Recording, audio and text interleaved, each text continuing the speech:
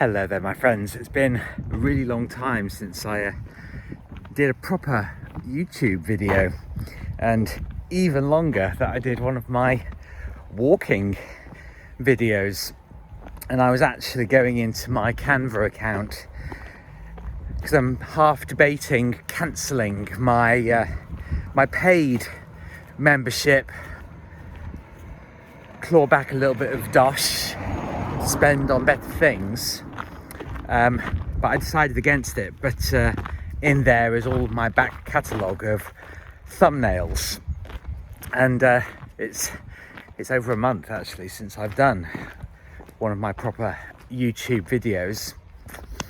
Quite a few things have happened in that time, and probably the most significant for my therapeutic journey is that I think I basically, without sort of intending to do so, I've basically sacked my therapist because I had a bit of an unexpected kind of interaction with him that, I'll be honest, has left me feeling a little bit shaken, a bit confused, have to admit.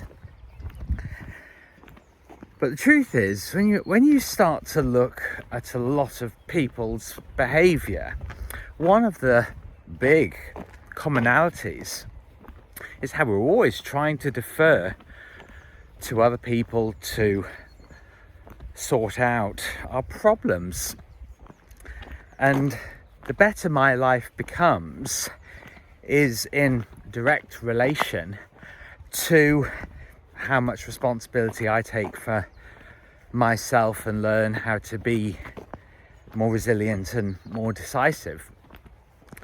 But I have to say that I will add to that, because I've talked about that in the past quite a bit, but I'll add to that, learning to chill the fuck out is also really, really important, because everybody says we haven't got time, everything's a panic, everything's desperate, and everybody wants clicks, you know, they want to retain their tens or hundreds of thousands of followers, or even millions of followers. And I've always been very, very curious and inquisitive, asked a lot of questions, but tied up in this idea of other people being the solution to our problems.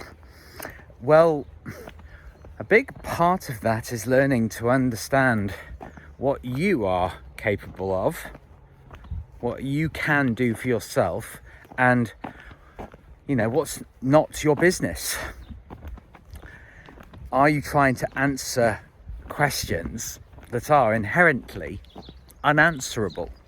And I think a lot of the time we are, because when I had this interaction with my therapist on Friday, was a manner of dress code. Literally, said, "Oh, we'll go and put a shirt on," because I was wearing a sleeveless t-shirt because it was hot. And I said, and I thought he was joking, and he wasn't. And he kept on saying, "Oh, go and put a shirt on." I said, "Are you serious?" And it was such a curveball, you know, from what I was used to. He said, "Well, this is a professional relationship." And I thought, oh God, here we go. And I sort of went into a complete freeze. Seriously. And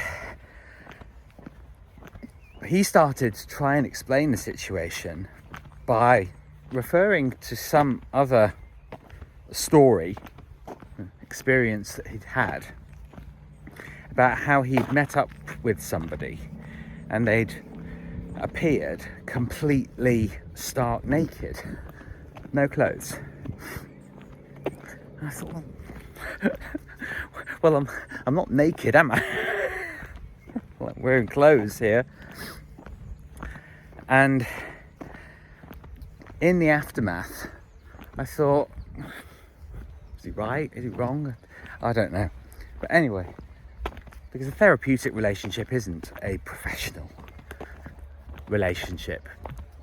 And I think there's a really big problem actually of people defining various things in totally different ways from their normal general use. And people say, oh, there are standards, Martin. You don't turn up to a therapy session in sports gear. And I thought, well, I don't know. And this is the point. I don't know is an impossible phrase. Hi there. It's actually, I think, one of the biggest sins in the current era to say, well, I don't know about that. And I consulted, the original kind of agreement that I'd had with this therapist, and nowhere in it was housed a clause about dress code. And I sort of suddenly got rather paranoid, to be honest, because I thought, we've never talked about this. This has never been a stipulation. It's never been an issue, And it was, it took me completely by surprise. And the thing is, when he went into this story about this person, and I'm garbled on the details because my brain was sort of spinning a bit. Head was spinning, rather. Brain was spinning inside of my spinning head. I thought, why is he telling me this story that's completely irrelevant to me? And I just hung up. It was the only thing at the time, I'm afraid, that I felt to do. And afterwards, I just didn't really know where I was for a little bit. I really didn't. And in the evening, it's slightly different now that Mum and Dad have moved back to the village, but I now Skype with my sister, or FaceTime actually, to be precise. And she was saying, God, that's so unprofessional. I can't believe he said that to you.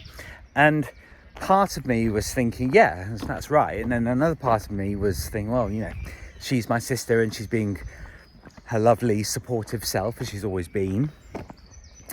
And when I went in the morning, Saturday morning, I got up as normal, and my mum texted me, so do you want to do something today? And we actually ended up going out, having a really nice sightseeing trip to a local village, a local stately home, really nice.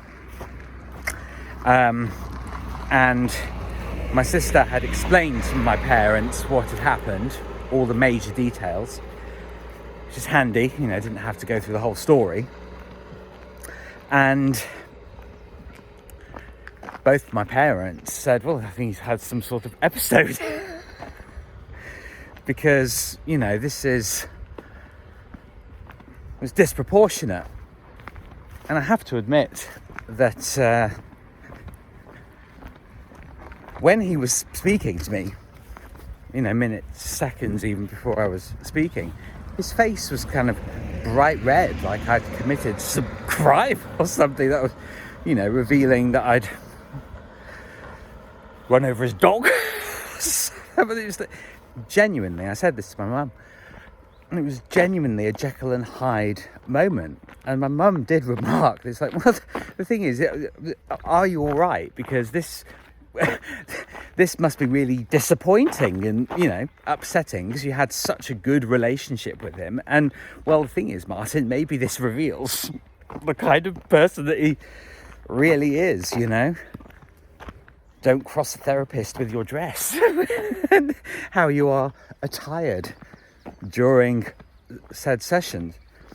And I'll be honest, I did feel like I was getting something of a lecture from teacher who had been a bad boy, and to go to the back of the class or the headmaster's office. Are we allowed to say headmaster anymore? We have to be all Yankified and say principal. No, it's the headmaster or the headmistress. But it just goes to show you that you never, with other people, it can sometimes be very, very difficult to know, where you are.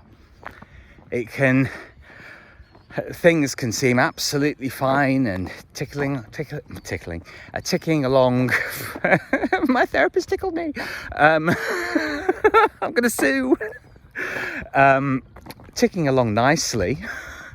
He didn't tickle me because our sessions have been online. And you see, things are always evolving and shifting and changing, and circumstances, just keep on rolling. And I'll be honest, ever since therapy sessions went online, because originally we met once a week in person, which is an entirely different beast from, meeting online every fortnight.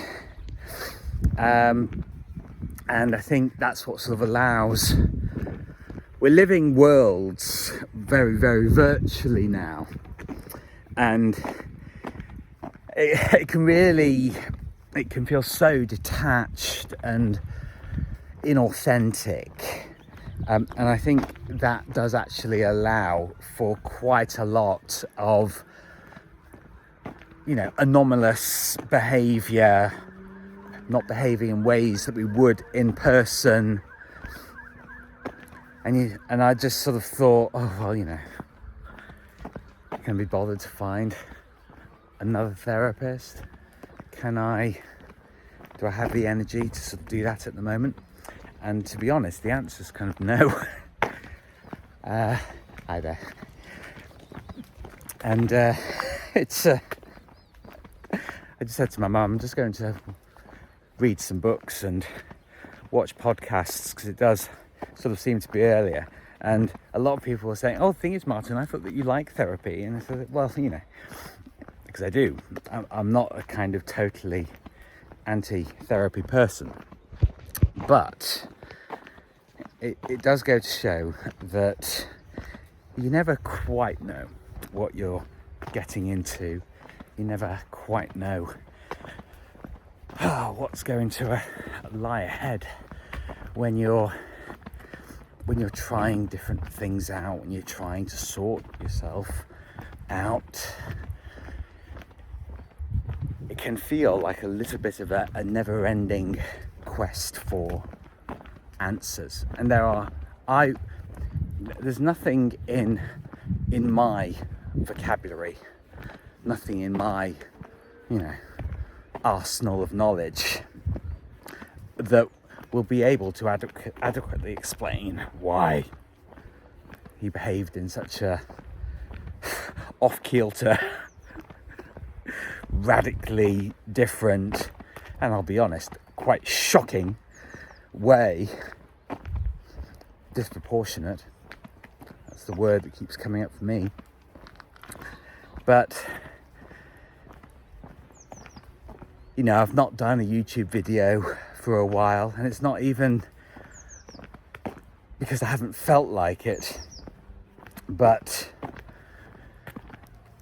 I think a lot of what we're basing our lives on is actually it's sort of standing on sand and thinking we're stood on solid ground, especially if, like me and like many of us, are trying to break out of old patterns of behaviour, old ways of placating people, making sure that their needs are met and not our own. Breaking out of those kind of patterns is probably the hardest thing to do, so that we can actually live our own lives. We're incredibly sophisticated, but incredibly complicated people with a lot of contradictory beliefs and conflicting impulses, particularly when it comes to other people. And what What I'm actually really paying attention to is purity spiraling, that if we're not 100% adherents to other people's agendas or personality quirks, if we don't completely adopt their worldview, that somehow we're painted as bad people. Nah, we're the vast majority of people are out there trying their best, trying to live a good life. And what I want to do is to be as human and relaxed and as patient as I can possibly be, and not myself start to, dig my own grave by trying to figure other people's foibles out. Because I've been there and done that. Definitely bought the t-shirt. But a gentle reminder that it is whose life? It's yours. I'm doing my level best to live my life, figuring things out, asking the right questions. But when it comes down to it, with dealing with other people, ask them, are they treating me well? If it's a yes, then stay. If it's a no, then go.